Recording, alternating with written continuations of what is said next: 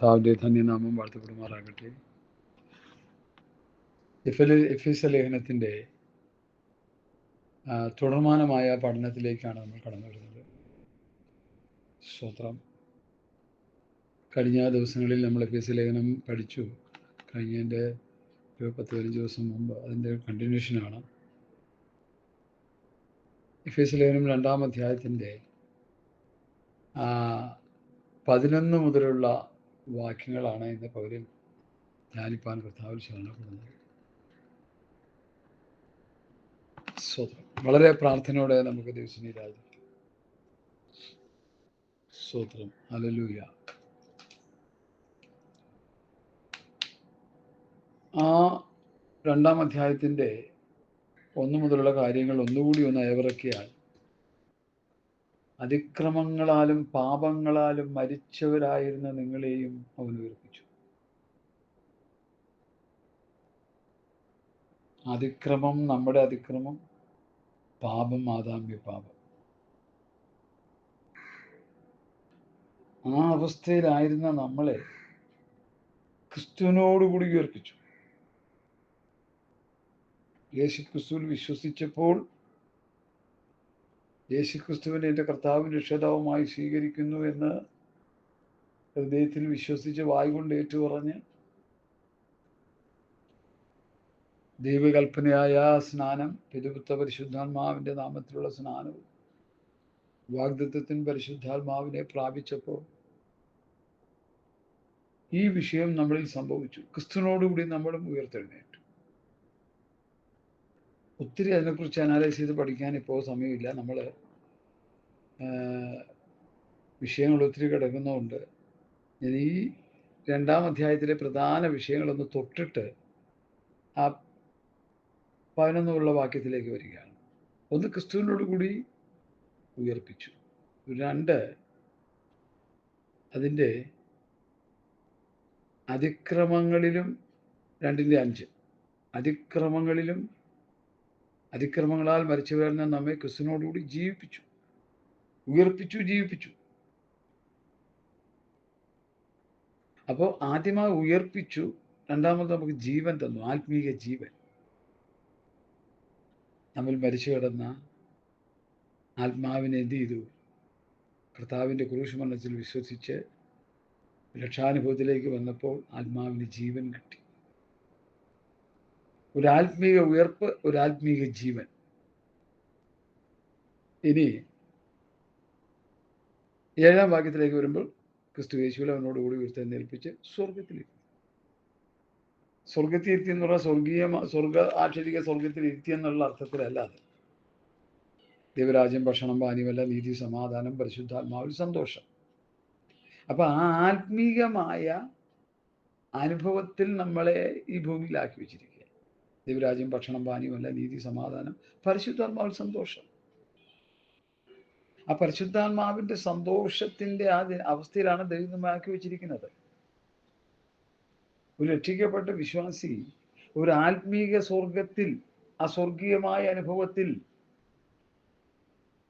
വചനം പറയുന്നത്, പക്ഷെ നമ്മളൊന്നും അങ്ങനെ ആണോ എന്നുള്ളത് നമ്മൾ നമ്മളെ തന്നെ ശോധന ചെയ്യണം. സ്വർഗീയമായ അനുഭവത്തിലാണ് ഒരു വിശ്വാസി, രക്ഷിക്കപ്പെട്ട ഒരു വിശ്വാസി ആയിരിക്കുന്നത്. പൗലോസിന്റെ ടീച്ചിങ്ങാണ് ഞാൻ പറയുന്നത്. ഇനി എന്തിനാ അങ്ങനെ ആക്കി വെച്ചിരിക്കുന്നതെന്ന് ആ വാക്യം ഒന്നുകൂടി ധ്യാനിക്കണം. എൻ്റെ 6-ാമത്തെ വാക്യം, തൻ്റെ കൃപയുടെ അത്യന്ത ധനത്തെ വരുംകാലങ്ങളിൽ കാണിക്കേണ്ടത്. നമ്മളിലുള്ള ദൈവകൃപയുടെ അത്യന്ത ധനം, നാം പ്രാപിച്ചെടുക്കുന്ന ദൈവകൃപ, ആ ദൈവകൃപയുടെ അത്യന്ത ധനം വെളിച്ചമായി മറ്റുള്ളവർക്ക് രുചിക്കുന്ന അവസ്ഥയിലേക്ക് ലോകം കാണണം. കർത്താവ് ശിഷ്യന്മാരോട് പറയും, നിങ്ങൾ ലോകത്തിന്റെ വെളിച്ചം, നിങ്ങൾ ഭൂമിയുടെ ഉപ്പ്. അപ്പൊ നമ്മളിൽ ആത്മീക രസം ഉണ്ടാകണം, നമ്മൾ ആത്മീയ വെളിച്ചം ഉണ്ടാകണം. അതിനാണ് ക്രിസ്തുവിനോട് കൂടി ഉയർപ്പിച്ചതും, ക്രിസ്തുവിനോടുകൂടി ജീവിപ്പിച്ചതും, ക്രിസ്തുവിനോട് ഉയർപ്പിച്ച് സ്വർഗത്തിൽ ഇരുത്തിയിരിക്കുന്നു. നമ്മളെ അവസ്ഥയിലാണോ എന്ന് നമ്മളെ തന്നെ ഒന്ന് ശോധന ചെയ്തു. അങ്ങനെ അല്ലെങ്കിൽ കർത്താവേ, ആ പൗലോസിന്റെ പഠിപ്പിക്കല് അങ്ങനെയാണല്ലോ, ഞാൻ അങ്ങനെ ആകാൻ എന്നെ സമർപ്പിക്കുന്നു എന്ന ഈ ദൈവവചനം കേട്ടുകൊണ്ടിരിക്കുമ്പോൾ നമ്മൾ അതിനുവേണ്ടി ആഗ്രഹിക്കുകയും പ്രാർത്ഥിക്കുകയും സമർപ്പിക്കുകയും ചെയ്യണമേ എന്ന് ഞാൻ കർത്താവിൻ്റെ നാമത്തിൽ നിങ്ങളെ ഓർപ്പിക്കുന്നു. നമ്മൾ നേരത്തെ ആ വിഷയം പറഞ്ഞുകൊണ്ട് ഞാൻ അതിലേക്ക് പോകുന്നില്ല. ഇനി ആകയാൽ നിങ്ങൾ മുമ്പേ പ്രകൃതിയാൽ ജാതികളായിരുന്നു, ജഡത്തിൻ കയ്യാലുള്ള പരിച്ഛേദനയേറ്റ് പരിച്ഛേദനക്കാർ പേരുള്ളവരാൽ അഗ്രജന്മക്കാർ വിളിക്കപ്പെട്ടിരുന്നു. അക്കാലത്ത് നിങ്ങൾ ക്രിസ്തുവിനെ കൂടാതെയുള്ളവരും ഇസ്രായേൽ പൗരതയോട് സംബന്ധമില്ലാത്തവരും വാഗ്ദത്തത്തിൻ്റെ നിയമങ്ങൾ കന്യരും പ്രത്യാശയില്ലാത്തവരും ലോകത്തിൽ ദൈവമില്ലാത്തവരും എന്ന് ഓർത്തുകൊള്ളുവീൻ.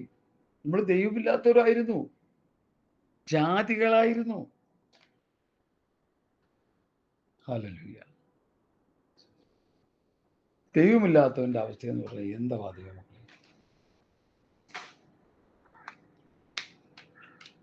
സ്വതന്ത്രം. ജാതികളായിരുന്നു എന്ന് പറഞ്ഞാൽ എന്താ അതിൻ്റെ അർത്ഥം?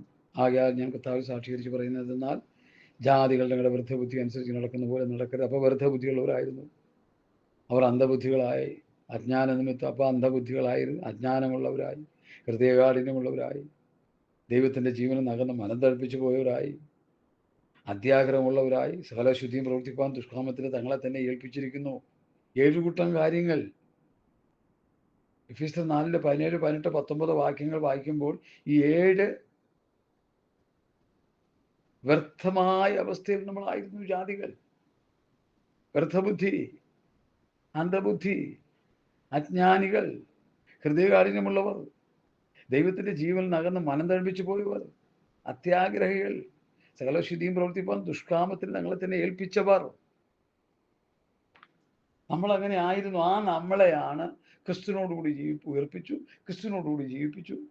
ക്രിസ്തുവിനോട് ഉയർപ്പിച്ച് സ്വർഗീയമായ അനുഭവത്തിലായിരിക്കും. ദൈവരാജ്യം ഭക്ഷണപാനീയമല്ല, നീതി, സമാധാനം, പരിശുദ്ധാത്മാവ്, സന്തോഷം, ദൈവനീതി ചെയ്ത് വചനമനുസരിച്ച് ജീവിച്ച് ദൈവിക സമാധാനത്താൽ നിറയപ്പെട്ട് പരിശുദ്ധാത്മാവിൽ സന്തോഷിച്ച് ഉപ്പ് പോലെ രുചിച്ച് വെളിച്ചം പോലെ പ്രകാശിച്ച് മറ്റുള്ളവർക്ക് നമ്മളിലുള്ള ദൈവകൃപയുടെ അത്യന്ത ധനം മറ്റുള്ളവർ കാണണം.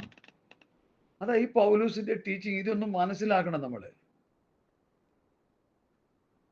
അപ്പോസ്തലന്മാരുടെ ടീച്ചിങ്ങിലേക്ക് നമ്മൾ വന്നില്ലെങ്കിൽ നമ്മൾ ഒരു ഗുണമില്ലാത്തവരായി പോകും. ഞാൻ സാധാരണ പറയാറുള്ള ഒരു പദം പിന്നെയും പിന്നെയും പിന്നെയും ഞാൻ റിപ്പീറ്റ് ചെയ്യുക. റോമാസഭയെ പൗലോസ് പഠിപ്പിച്ചു, കൊരിന്ത്യ സഭയെ പൗലോസ് അപ്പോസ്തലന്മാർ പഠിപ്പിച്ചു. പൗലോസ് മാത്രമല്ല, എല്ലാവരും. അപ്പോസ്തലന്മാർ സഭയെ പഠിപ്പിച്ചു, കൊരിന്ത്യ സഭയെ പഠിപ്പിച്ചു, റോമാസഭയെ പഠിപ്പിച്ചു, ഗലാത്യ സഭയെ പഠിപ്പിച്ചു, എഫെസ്യ സഭയെ പഠിപ്പിച്ചു, ഫിലിപ്പിയ സഭയെ പഠിപ്പിച്ചു, കൊലോസ്യ സഭയെ പഠിപ്പിച്ചു, തെസ്സലോനിക്ക സഭയെ പഠിപ്പിച്ചു.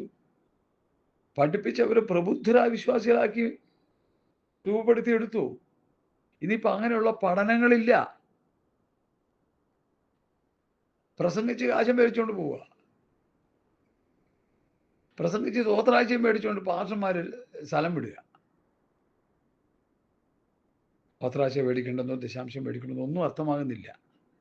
നാം ദൈവവചനം പഠിപ്പിച്ച് അവരെ പ്രാപ്തരാക്കണം.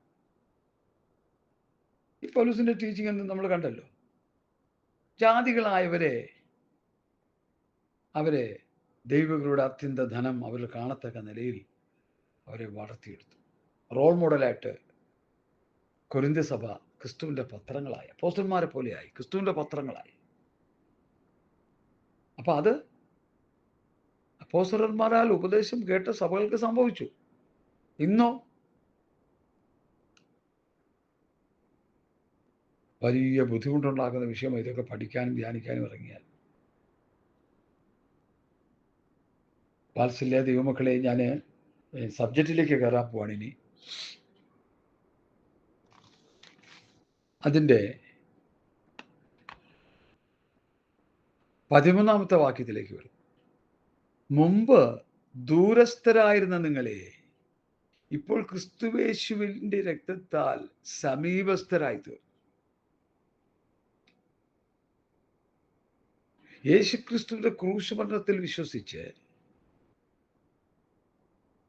യേശുക്രിസ്തുവിനെ എൻ്റെ ദൈവവും കർത്താവുമായി സ്വീകരിച്ച് ഒരു ദൈവബദലായി തീർന്നപ്പോൾ പൗലോസ് പറയുക, നമ്മൾ ദൂരസ്ഥരായിരുന്നു. അതിനു മുൻപ്, കർത്താവിനെ കണ്ടെത്തുന്നതിന് മുൻപ് യേശുക്രിസ്തുവിൽ വിശ്വസിക്കുന്നതിന് മുൻപ് ജാതികളായി വെളിപ്പറമ്പിൽ തള്ളപ്പെട്ടവരായി ദൈവത്തിൽ നിന്ന് അകന്ന് ദൂരെയുള്ളവരായിരുന്നു.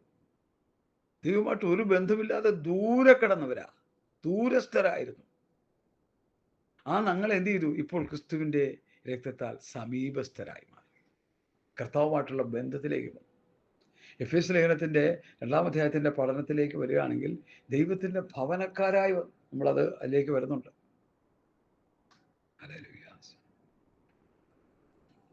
അപ്പൊ ഇപ്പോൾ നമ്മൾ കർത്താവിന്റെ ഭവനക്കാരാ. എഫേസ്യർ 2:2 പിശാചിനെ ആരാധിച്ചുകൊണ്ടിരുന്ന ജാതികളാകുന്ന നമ്മൾ ദൈവഭവനത്തിന്റെ അംഗങ്ങളായി മാറി. ഓ, അത് കേൾക്കുമ്പോൾ എത്ര സന്തോഷം. 14-ാം വാക്യത്തിലേക്ക് വരിക. അവൻ നമ്മുടെ സമാധാനം, അവൻ ഇരുപക്ഷത്തെയും ഒന്നാക്കി, ചട്ടകളും കൽപ്പനകളുമായ ന്യായപ്രമാണം എന്ന ശത്രുത്വം നീക്കി, ജഡത്താൽ നീക്കി, വേർപാടിനെ നടിച്ചവർ ഇടിച്ചു കളഞ്ഞതുകൊണ്ട് സമാധാനമുണ്ടാക്കി, ഇരുപക്ഷത്തെയും തന്നിൽ ഒരു പുതുമനുഷ്യനാക്കി സൃഷ്ടിപ്പാനും. ശ്രദ്ധിക്കണേ, എഫേസ്യ ലേഖനത്തിന്റെ പഠനം, എഫേസ്യ ലേഖനം ലേഖനങ്ങളുടെ റാണി എന്നാണ് വേദപണ്ഡിതന്മാർ അവകാശപ്പെടുന്നത്. ഇരുപക്ഷം. ഏതാ ഇരുപക്ഷം?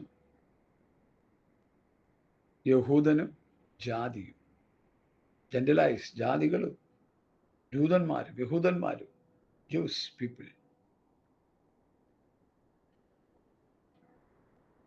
യേശുക്രിസ്തുവിന്റെ ക്രൂശുമരണത്തിലൂടെ ഈ രണ്ട് ഗ്രൂപ്പുകാർക്കും അവൻ നമ്മുടെ സമാധാനം, ദൈവം സമാധാനം തന്നു. ഞാൻ എൻ്റെ സമാധാനം നിങ്ങൾക്ക് തരുന്നു. ഞാൻ എൻ്റെ സമാധാനം ലോകം തരുന്ന പോലെയല്ല ഞാൻ നിങ്ങൾക്ക് തരുന്നത്. ഹല്ലേലൂയ. കർത്താവിൻ്റെ സമാധാനം നമുക്ക് ലഭിക്കാനിട. ഇരുപക്ഷക്കാരായി കിടന്ന ജാതികളെയും യഹൂദന്മാരെയും ക്രിസ്തുവിൽ ഒരു പുതുമനുഷ്യനാക്കി മാറ്റി. ഇവിടെ യഹൂദന്മാരെ കുറിച്ച് പറയുമ്പോൾ ചട്ടങ്ങളും കൽപ്പനകളുമായ ന്യായപ്രമാണം എന്ന ശത്രുത്വം.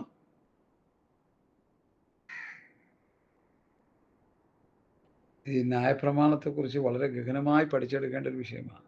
പൗലോസ് പറയുന്നു ന്യായപ്രമാണം എന്ന ശത്രുത്വം. നമ്മള് 1 കൊരിന്ത്യർ ലേഖനം 15-ാം അധ്യായം അടക്ക ശുശ്രൂഷയ്ക്ക് നമ്മൾ ആ വാക്യം കേൾക്കാറുണ്ട്. അതിൻ്റെ അർത്ഥമൊന്നും ആരും പറയാറില്ല. ഹേ മരണമേ നിന്റെ ജീവം എവിടെ? ഹേ മരണമേ നിന്റെ വിഷമുള്ള എവിടെ? മരണത്തിന്റെ വിഷമുള്ള പാപം, പാപത്തിന്റെ ശക്തി ന്യായപ്രമാണം. പാപത്തിന്റെ ശക്തി ന്യായപ്രമാണം എന്ന് പറഞ്ഞിവിടേ ഉള്ളൂ. അതെന്താണ് എന്നൊരു വിശദീകരണത്തിലേക്ക് ആരും പോകുന്നില്ല. 2 കൊരിന്ത്യർ ലേഖനം പഠിക്കുമ്പോൾ കല്ലിൽ അക്ഷരമായി കുത്തിയിരുന്ന കൽപ്പന മരണത്തിന്റെ ശിക്ഷയാണത്. മരണത്തിന്റെ കൽപ്പനകളാണ്, ഇരുട്ടിൻ്റെതാണ്, അത് കൊല്ലുന്നതാണ്, അത് ശോഭ കുറഞ്ഞതാണ്. ഇവിടെ ന്യായപ്രമാണം ശത്രുത്വമായിരുന്നു. ആ ശത്രുത്വമായ പ്രമാണം യേശുക്രിസ്തുവിന്റെ ക്രൂശുമരണത്തിൽ ജഡത്താൽ നീക്കി, വേർപാടിന്റെ നടിച്ചുവർ, ദൈവത്തെയും മനുഷ്യനെയും തമ്മിൽ അകറ്റി നിർത്തിയിരുന്ന ഒരു നടിച്ചുവറാണ് ന്യായപ്രമാണം എന്ന് പറയുന്നു. ആ നടിച്ചുവർ ഇടിച്ചു കളഞ്ഞു. പ്രവൃത്തി പുസ്തകം 15-ാം അധ്യായത്തിന്റെ 10-ാമത്തെ വാക്യം, നമുക്കും നമ്മുടെ പിതാക്കന്മാർക്കും ചുമക്കാൻ കഴിയാത്ത നുകം ന്യായപ്രമാണം, ന്യായപ്രമാണത്തിന്റെ വ്യവസ്ഥിതി. നമുക്ക് നമ്മുടെ പിതാക്കന്മാർക്കും ചുമക്കാൻ കഴിഞ്ഞിട്ടില്ലാത്ത നുകം ഇപ്പൊ ശിഷ്യന്മാരുടെ കഴുത്തിൽ കെട്ടിവെച്ച് ദൈവത്തെ പരീക്ഷിക്കുന്നതെന്ത്? വലിയ അർത്ഥമുള്ളൊരു വാക്യമാണത്. നമ്മൾ ഈ ന്യായപ്രമാണത്തിലെ കാര്യങ്ങളൊക്കെ വിശ്വാസികളെ പഠിപ്പിച്ച് വെട്ടും കുത്തും തല്ലും ബഹളവും കോടതിയും കേസും വഴക്കും ഇങ്ങനെയുള്ള കാര്യങ്ങളൊക്കെ പഠിപ്പിച്ചാൽ അത് ദൈവത്തെ പരീക്ഷിക്കുന്നതിന് തുല്യമാണെന്ന് വാക്യം പറയാ. ഞാനിപ്പോ എന്ത് ചെയ്യാനാ? ന്യായപ്രമാണം എന്ന ശത്രുത്വം, ന്യായപ്രമാണം ഒരു നുകം. ഹല്ലേലൂയ. പാപത്തിന്റെ ശക്തി ന്യായപ്രമാണം. സഹോദരങ്ങൾ, ഇതൊക്കെ നമ്മൾ നന്നായി പഠിച്ചെടുക്കേണ്ട വിഷയങ്ങളാ. ഈ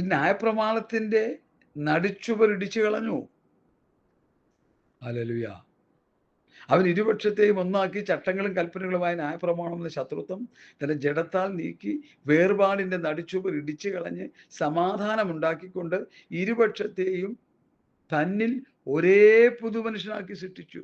ഒരേ പുതുമനുഷ്യൻ, ഒരു പുതുമനുഷ്യനല്ല. ന്യായപ്രമാണത്തിലുള്ളവരെയും സ്വത്രം ജാതികളായി കിടന്നവരെയും യേശുക്രിസ്തുവിൽ വിശ്വസിക്കുന്ന അവസ്ഥയിലേക്ക് ക്രിസ്തുവിനെ പ്രസംഗിച്ച് രണ്ടു കൂട്ടരും ക്രിസ്തുവിൽ വിശ്വസിച്ച് ക്രിസ്തുവിൽ ഒരു പുതിയ മനുഷ്യനായി തീർന്നു. പിശാചിനെ ആരാധിച്ചുകൊണ്ടിരുന്ന ആ ജാതികൾ, യഹൂദന്മാരെ സംബന്ധിച്ച് അവർക്ക് ആലയമുണ്ട്, ആരാധനയുണ്ട്, യാഗങ്ങളുണ്ട്, പുരോഹിതനുണ്ട്, വ്യവസ്ഥകളുണ്ട്, പ്രമാണമുണ്ട്, ഒത്തിരി കാര്യങ്ങൾ യഹൂദനെ സംബന്ധിച്ചിടത്തോളമുണ്ട്. അത് ദൈവത്തിൻ്റെ ജനമാണ്, ദൈവത്തിൻ്റെ നിക്ഷേപമാണ്. അവരുടെ നിക്ഷേപം എന്ന പുസ്തകത്തിൽ പറയുന്നു. നമ്മെ സംബന്ധിച്ചോളം സാത്താൻ ആരാധിച്ചുകൊണ്ടിരുന്ന നമ്മളെയും ദൈവമുണ്ടെന്ന് അവകാശപ്പെട്ട അവരും ദൈവപ്രമാണത്തിനെതിരെ ഓടിക്കൊണ്ടിരുന്ന അവരെയും ക്രിസ്തുവിൽ ഒരേ പുതുമനുഷ്യനാക്കി. ഒരേ പുതുമനുഷ്യൻ. ഇപ്പൊ ഇവിടെ ജാതിയില്ല, യഹൂദനെന്നില്ല, ബർബറെന്നില്ല, ശകനെന്നില്ല, ദാസനെന്നില്ല. ക്രിസ്തുവിൽ എല്ലാവരും ഒന്നത്രേ. സഹോദരങ്ങളെ, ഇത് മനസ്സിലാക്കണേ, ഇത് നന്നായിട്ട് പഠിച്ചെടുക്കണേ, ഇത് നന്നായിട്ട് ഗ്രഹിക്കണേ. ഇതൊന്നും അധികം പ്രസംഗിക്കാനൊന്നും ഇവിടെ ആളൊന്നുമില്ല. അനുഗ്രഹവും നന്മയും വിടുതലും കാറും വീടും ലോറിയും വിസയും വിദേശ യാത്രകളും അതിനെക്കുറിച്ചൊക്കെ മനുഷ്യരെ പ്രസംഗിച്ചും പ്രലോഭിപ്പിച്ച് നിത്യമായ നാശത്തിലേക്ക് കൊണ്ടുപോകുന്ന കള്ളപ്രവാചകന്മാരും ദുരുപദേഷ്ടക്കന്മാരും സ്വൈരമായി വരഹിക്കുന്ന ഈ ആത്മീയ ഗോളത്തിൽ ഈ സന്ദേശം ഒന്ന് കേൾക്കണേ. ഹല്ലേലൂയ. റോമാലേഖനത്തിലെ ഒരു വിഷയം എൻ്റെ ഹൃദയത്തിലേക്ക് വരികയാണ്. നമുക്കത് എന്താണെന്നൊന്ന് നോക്കാം. റോമാലേഖനം നമ്മൾ പഠിച്ചു വരുമ്പോൾ ഈ വിഷയവുമായിട്ട് ബന്ധപ്പെട്ടൊരു സബ്ജക്റ്റായിട്ടാണ് എൻ്റെ ഹൃദയത്തിൽ അത് ഇരിക്കുന്നത്. അതുകൊണ്ട് 1-ാം അധ്യായം നമ്മൾ പഠിച്ചാൽ, റോമാലേഖനം 1-ാം അധ്യായം ജാതികളെ കുറിച്ച് പഠിപ്പിക്കും. ജാതികളുടെ അവസ്ഥ വളരെ ശോചനീയമാണ്, അവരുടെ അവസ്ഥ. ഞാനത് എല്ലാം തെളിച്ചു പറയാനായിട്ട് എനിക്കിപ്പോൾ എൻ്റെ മുൻപിൽ സമയമില്ല. അനീതി കൊണ്ട് സത്യത്തെ തടുക്കുന്ന സകല മനുഷ്യരുടെയും അഭക്തിക്കും അനീതിക്കും നേരെ ദൈവത്തിൻ്റെ കോപം സ്വർഗ്ഗത്തിൽ നിന്ന് വെളിപ്പെട്ട് വരുന്നു. ദൈവത്തെക്കുറിച്ച് അറിയാവുന്നവർക്ക് വെളിവായിരിക്കുന്നു. ദൈവം അവർക്ക് വെളിവാക്കിയല്ലോ. അവൻ്റെ നിത്യശക്തിയും ദൈവത്വമായ അവൻ്റെ അദൃശ്യ ലക്ഷണങ്ങൾ ലോകസൃഷ്ടി മുതൽ അവൻ്റെ പ്രവൃത്തികളാൽ ബുദ്ധിക്ക് തെളിവായി വെളിപ്പെട്ട് വരുന്നു. അവർക്ക് പ്രതിവാദമില്ലാതിരിക്കേണ്ടത് തന്നെ അവർ ദൈവത്തെ അറിഞ്ഞിട്ടും അവർ ദൈവം എന്നോർത്ത് മഹത്വീകരിക്കുകയോ നന്ദി കാണിക്കുകയോ ചെയ്യാതെ തങ്ങളുടെ നിരൂപണങ്ങളിൽ ഒരു വ്യർത്ഥരായി തീർന്നു ജാതികൾ. തങ്ങളുടെ നിരൂപണങ്ങൾ. അതുകൊണ്ട് എന്ത് പറ്റി? അവരുടെ വിവേകമില്ലാത്ത ഹൃദയം ഇരുണ്ടുപോയി. ജ്ഞാനികളെന്ന് പറഞ്ഞുകൊണ്ടൊരു മൂഢരായി. അക്ഷയനായ ദൈവത്തിൻ്റെ തേജസ്സിനെ ക്ഷേമമുള്ള മനുഷ്യൻ, പക്ഷി, നാൽക്കാലി, ഇടജാതി എന്നിവിടെ രൂപസാദൃശ്യമാക്കി മാറ്റി. അതുകൊണ്ട് എന്ത് സംഭവിച്ചു? ദൈവം അവരെ തങ്ങളുടെ ഹൃദയങ്ങളിലെ മോഹങ്ങളിൽ സ്വന്തം ശരീരങ്ങളെ തമ്മിൽ അപമാനിക്കേണ്ടതിന് അശുദ്ധിയിൽ ഏൽപ്പിച്ചു. അതുമാത്രമല്ല, ദൈവത്തിൻ്റെ സത്യം അവർ വ്യാജമാക്കി മാറ്റിക്കളഞ്ഞു. സൃഷ്ടിച്ചവനേക്കാൾ സൃഷ്ടിയെ ഭജിച്ചു, ആരാധിച്ചു. അതുകൊണ്ട് ദൈവം അവരെ അപമാനരാഗങ്ങളിൽ ഏൽപ്പിച്ചു. സ്ത്രീ പുരുഷന്മാർ തമ്മിൽ അങ്ങോട്ടും ഇങ്ങോട്ടും പാപം ചെയ്ത്, അതിനെക്കുറിച്ച് അവിടെ പറയുന്നേ. ഇങ്ങനെ അവർ തങ്ങളുടെ വിഭ്രമത്തിന് യോഗ്യമായ പ്രതിഫലം തങ്ങളിൽ തന്നെ പ്രാപിച്ചു. ദൈവത്തെ പരിജ്ഞാനത്തിൽ ധരിപ്പാൻ ഇഷ്ടമില്ലാത്തതിന് ചെയ്യുവാൻ തക്കവണ്ണം ദൈവം അവരെ ഉചിതമല്ലാത്ത ചെയ്യുവാൻ നികൃഷ്ട ബുദ്ധിയിൽ ഏൽപ്പിച്ചു. ജാതികളുടെ ഒരു ചിത്രം. അവർ സകല അനീതിയും ദുഷ്ടതയും അത്യാഗ്രഹവും ദുർബുദ്ധിയും നിറഞ്ഞവർ, അസൂയ, കുലാപിണക്കം, കപടം, ദുശീലം എന്നിവ തിങ്ങിയവർ, കൊള്ളക്കാർ, ക്ഷണിക്കാർ, ദൈവദോഷികൾ, നിഷ്ഠൂരന്മാർ, ഗർവിഷ്ഠന്മാർ, ആത്മപ്രശംസക്കാർ, പുതുദോഷം സങ്കല്പിക്കുന്നവർ, മാതാപിതാക്കളെ അനുസരിക്കാത്തവർ, ബുദ്ധിഹീനർ, നിയമലംഘികൾ, വാത്സല്യമില്ലാത്തവർക്ക് അനിവറ്റവർ, ഈ വക പ്രവർത്തിക്കുന്നവർ മരണയോഗ്യർ എന്നുള്ള ദൈവനായും അവർ അറിഞ്ഞിട്ടും അവയെ പ്രവർത്തിക്കുക മാത്രമല്ല പ്രവർത്തിക്കുന്നവരിൽ പ്രസാദിക്കുകയും കൂടി ചെയ്യുന്നു. ഇതാണ് ജാതികളുടെ ചിത്രം. ഇനി റോമാലേഖനം 2-ാം അധ്യായത്തിലോ യഹൂദനെ കുറിച്ച് പറയുക. ഹല്ലേലൂയ. യഹൂദന്റെ അവസ്ഥയാണ്. ഞാനതെല്ലാം പറയാൻ എൻ്റെ മുമ്പിൽ സമയമില്ല, നിങ്ങൾ വായിച്ചു പഠിച്ചോളുക. 1-ാം അധ്യായത്തിൽ ജാതികളെ കുറിച്ച് പ്രതിപാദിക്കുന്നു. 2-ാം അധ്യായത്തിൽ ദൈവത്തിന്റെ ജനമായ യഹൂദന്മാരെ കുറിച്ച് തരുന്ന പഠനമാണ്. മൂന്നാം അധ്യായത്തിൽ രണ്ടു കൂട്ടരും ഗുണമില്ല എന്ന് പറയുന്നവർ. ആകയാൽ എന്ത് നമുക്ക് വിശേഷതയുണ്ടോ? ഒരു പറയല്ലേ, റോമർ 3:9, യഹൂദന്മാരും യവനന്മാരും, അതായത് യഹൂദന്മാരും ജാതികളും ഒരുപോലെ പാപത്തിന് കീഴായി എന്ന് തെളിയിച്ചുവല്ലോ. നീതിമാൻ ആരുമില്ല, ഒരുത്തൻ പോലുമില്ല. ഗ്രഹിക്കുന്നവനില്ല, ദൈവത്തെ അന്വേഷിക്കുന്നവനില്ല. എല്ലാവരും വഴിതെറ്റി ഒരുപോലെ കൊള്ളലാത്തവരായി തീർന്നു. നന്മ ചെയ്യുന്നവനില്ല, ഒരുത്തൻ പോലുമില്ല. അവരുടെ തൊണ്ട തുറന്ന ശവക്കുഴി, നാവ് കൊണ്ടവർ ചതിക്കുന്നു. സർപ്പവിഷം അവരുടെ അധരങ്ങളിലുണ്ട്. അവരുടെ വായിൽ ശാപവും കയ്പ് നിറഞ്ഞിരിക്കുന്നു. അവരുടെ കാൽ രക്തം ചൊരിയാൻ ബന്ധപ്പെടുന്നു. നാശവും അരിഷ്ടതയും അവരുടെ വഴികളിലുണ്ട്. സമാധാന മാർഗം അവർ അറിഞ്ഞിട്ടില്ല. അവരുടെ ദൃഷ്ടിയിൽ ദൈവഭയമില്ല എന്നിങ്ങനെ എഴുതിയിരിക്കുന്നുവല്ലോ. അപ്പോൾ 1-ാം അധ്യായം ജാതികളെ കുറിച്ച് പറയുന്നു. 2-ാം അധ്യായത്തിൽ ജാതികളെയും യഹൂദനെയും കുറിച്ച് പറയുന്നു. ഒരു ഗുണമില്ലാത്തവരാണെന്ന് പറയുന്നു. എന്നാൽ ആ 3-ാം അധ്യായത്തിന്റെ 19 വാക്യങ്ങൾ ഞാൻ വായിക്കാം. അവിടെ ഒരു പ്രത്യേക വിഷയം പൗലോസ് പഠിപ്പിക്കുകയാണ്. ന്യായപ്രമാണം പറയുന്നതെല്ലാം ന്യായപ്രമാണത്തിന് കീഴിലോട് പ്രസ്താവിക്കുന്നതെന്ന് നാം അറിയുന്നു. അങ്ങനെ ഏത് വായും അടഞ്ഞ് സർവ്വലോകവും ദൈവസന്നിധിയിൽ ശിക്ഷായോഗ്യമായി തീരേണ്ടതത്രേ. അതുകൊണ്ട് ന്യായപ്രമാണത്തിന്റെ പ്രവൃത്തികളാൽ ഒരു ജഡവും അവന്റെ സന്നിധിയിൽ നീതീകരിക്കപ്പെടുകയില്ല. ന്യായപ്രമാണത്താൽ പാപത്തിന്റെ പരിജ്ഞാനം അത്രേ വരുന്നത്. ഇപ്പോഴും ദൈവത്തിന്റെ നീതി. അപ്പം ന്യായപ്രമാണം കൊണ്ട് ഒരു ഗുണവും ഇല്ലെന്ന് പൗലോസ് പഠിപ്പിക്കുക. എന്നിട്ട് പറയാം ദൈവത്തിന്റെ നീതി എന്താ? ഇപ്പോൾ ദൈവത്തിന്റെ നീതി വിശ്വസിക്കുന്ന എല്ലാവർക്കും, യേശുക്രിസ്തുവിൽ വിശ്വസിക്കുന്ന എല്ലാവർക്കും ദൈവത്തിന്റെ നീതി ന്യായപ്രമാണം കൂടാതെ വെളിപ്പെട്ടു വന്നിരിക്കുന്നു. പഠിക്കണേ വിഷയം. അത് ന്യായപ്രമാണം പ്രവാചകന്മാരും സാക്ഷ്യം പറയുന്നു. ഒരു വ്യത്യാസമില്ല, എല്ലാവരും പാപം ചെയ്ത് ദൈവദേശത്തില്ലാത്തവരായി തീർന്നു. അവന്റെ കൃപയാൽ ക്രിസ്തു യേശുവിലെ വീണ്ടെടുപ്പ് മൂലം സൗജന്യമായത്രേ നീതീകരിക്കപ്പെടുന്നത്. വിശ്വസിക്കുന്നവർക്ക് അവൻ തൻ്റെ രക്തം മൂലം പ്രായശ്ചിത്തമാവാൻ ദൈവനെ പരസ്യമായി നിർത്തിയിരിക്കുന്നു. ദൈവം തൻ്റെ പുറമയിൽ മുൻകഴിഞ്ഞ പാപങ്ങളെ ശിക്ഷിക്കാതെ വിടുക നിമിത്തം തൻ്റെ നീതിയെ പ്രദർശിപ്പിപ്പാൻ താൻ നീതിമാനും യേശു വിശ്വസിക്കുന്നവനെ നീതീകരിക്കുന്നവനും ആകേണ്ടതിന് അക്കാലത്ത് തൻ്റെ നീതിയെ പ്രദർശിപ്പാൻ തന്നെ അങ്ങനെ ചെയ്തത്. 1-ാം അധ്യായത്തിൽ ജാതികളുടെ അവസ്ഥ, 2-ാം അധ്യായത്തിൽ ജാതികളും യഹൂദന്മാരും ഗുണമില്ലാത്തവരെന്ന് പറയുന്നു. 3-ാം അധ്യായത്തിൽ 2-ാം അധ്യായത്തിൽ യഹൂദന്റെ തകർച്ച, യഹൂദന് ഗുണമില്ല. 1-ാം അധ്യായത്തിൽ ജാതികളുടെ അവസ്ഥ, 2-ാം അധ്യായത്തിൽ യഹൂദന്റെ അവസ്ഥ, 3-ാം അധ്യായത്തിൽ യഹൂദനും ജാതിയും ഗുണമില്ലാത്ത അവസ്ഥയിലാണെന്ന് പറയുന്നു.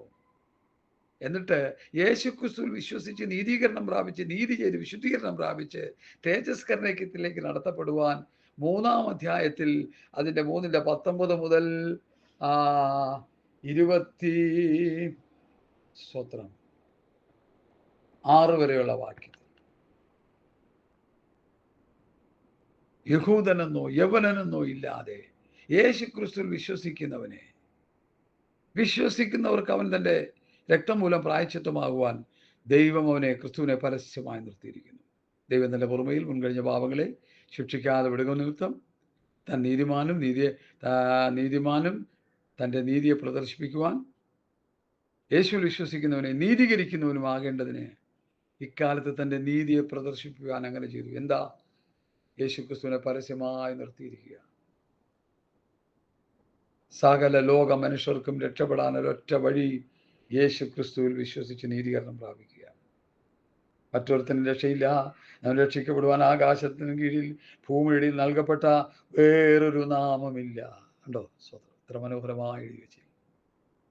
രക്ഷപ്പെടാൻ നമുക്ക് ക്രിസ്തുവില്ലാതെ വേറെ വഴിയില്ല. മറ്റൊരുത്തനും രക്ഷയില്ല. നാം രക്ഷിക്കപ്പെടുവാൻ ആകാശത്തിന് കീഴിൽ ഭൂമിയിൽ നൽകപ്പെട്ടൊരു വേറൊരു നാമമില്ല. പ്രിയ ദൈവമക്കളെ, യേശു ക്രിസ്തുവിൽ വിശ്വസിക്കുന്നവർക്ക് മാത്രമേ രക്ഷയുള്ളൂ. ദൈവത്തിൻ്റെ നീതി യേശു ക്രിസ്തുവിലാണ് ദൈവം വെളിപ്പെടുത്തിയത്. അതുകൊണ്ട് അവിടെ പറയുന്ന അവനെ പരസ്യമായി നിർത്തിയിരിക്കുക. യേശുവിനെ അവരെ പരസ്യമായി നിർത്തിയിരിക്കുക. വിശ്വസിക്കുന്നവർക്ക് അവൻ്റെ രക്തം മൂലം പ്രായശ്ചിത്തമാകുവാൻ ദൈവം അവനെ പരസ്യമായി നിർത്തിയിരിക്കുന്നു. ദൈവം തൻ്റെ പൊറുമയിൽ മുൻകഴിഞ്ഞ പാപങ്ങളെ ശിക്ഷിക്കാതെ വിടുക നിമിത്തം തൻ്റെ നീതിയെ പ്രദർശിപ്പിക്കാൻ തന്നെ താൻ നീതിമാനും യേശു വിശ്വസിക്കുന്നവനെ നീതീകരിക്കുന്നവനും ആകേണ്ടതിന് ഇക്കാലത്ത് തൻ്റെ നീതിയെ പ്രദർശിപ്പിക്കാൻ തന്നെ അങ്ങനെ ചെയ്തത്. ഈ റോമാലേഖനം നമ്മൾ പഠിക്കുമ്പോൾ നീതീകരണം, വിശുദ്ധീകരണം, തേജസ്കരണം 3 പഠനങ്ങളിൽ നിന്ന് ശക്തമായിട്ട് ഈ റോമാലേഖനം വെളിപ്പെടുത്തുന്നു.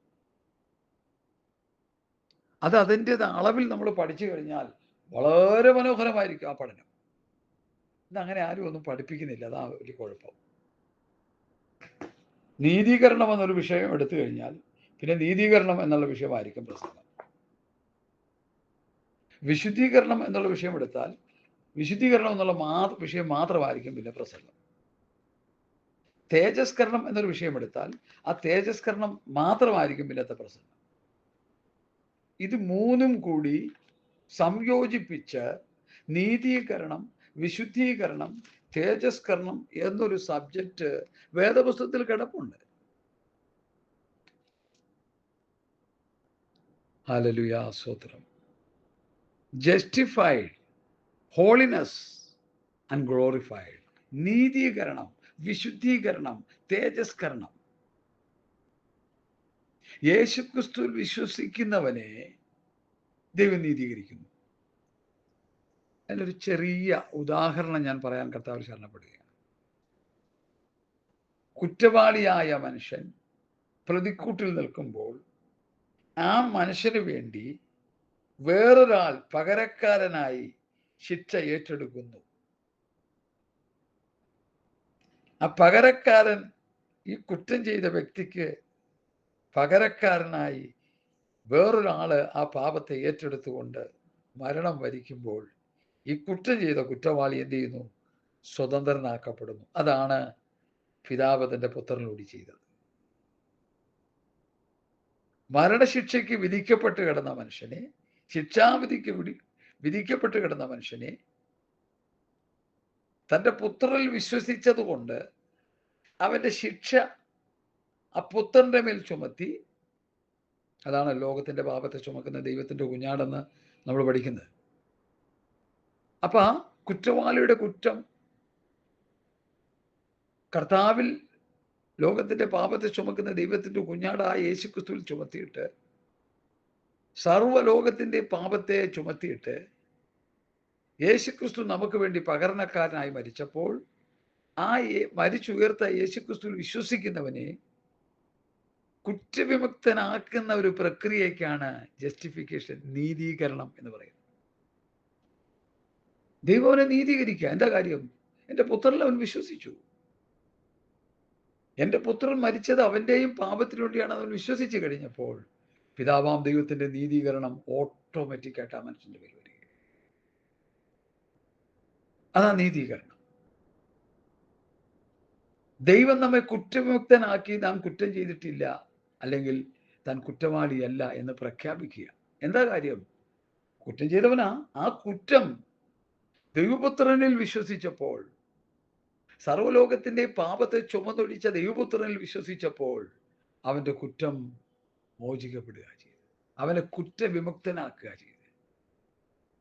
അവന്റെ മേലുള്ള ശിക്ഷാവധി ദൈവം യേശുക്രിസ്തുവിന്റെ മേൽ ചുമത്തി. പകരക്കാരനായി ഒരു അകൃത്യയാഗമായി യേശുക്രിസ്തു തീർന്നു. അങ്ങനെ സർവ്വലോകത്തിലെ സകല മനുഷ്യർക്കും യേശുക്രിസ്തുവിനെ വിശ്വസിച്ച് രക്ഷ പ്രാപിക്കാനാണ് പൗലോസ് ഇവിടെ പറയുന്നത്. വിശ്വസിക്കുന്നവർക്ക് അവൻ തന്റെ രക്തം മൂലം പ്രായശ്ചിത്തമാകുവാൻ ദൈവം അവനെ പരസ്യമായി നിർത്തിയിരിക്കുന്നു. യെരൂശലേം എന്നുള്ളത് ഈ ലോകത്തിന്റെ സെൻട്രൽ ഭാഗമാണ്. ലോകത്തിലെ ഏത് ഭാഗത്തുള്ളവനും മരുഭൂമിയിൽ പിച്ചള സർപ്പത്തെ ഉയർത്തിയതുപോലെ ആ യേശുക്രിസ്തുവിലേക്ക് നോക്കി, അല്ലെങ്കിൽ യേശുക്രിസ്തുവിൽ വിശ്വസിച്ച് നീതീകരണം പ്രാപിച്ച്, സ്വത്രം നീതി ചെയ്ത് വിശുദ്ധീകരണം പ്രാപിച്ച് തേജസ്കരണത്തിലേക്ക് നടത്തപ്പെടുവാൻ ദൈവം പരസ്യമായി ഒരു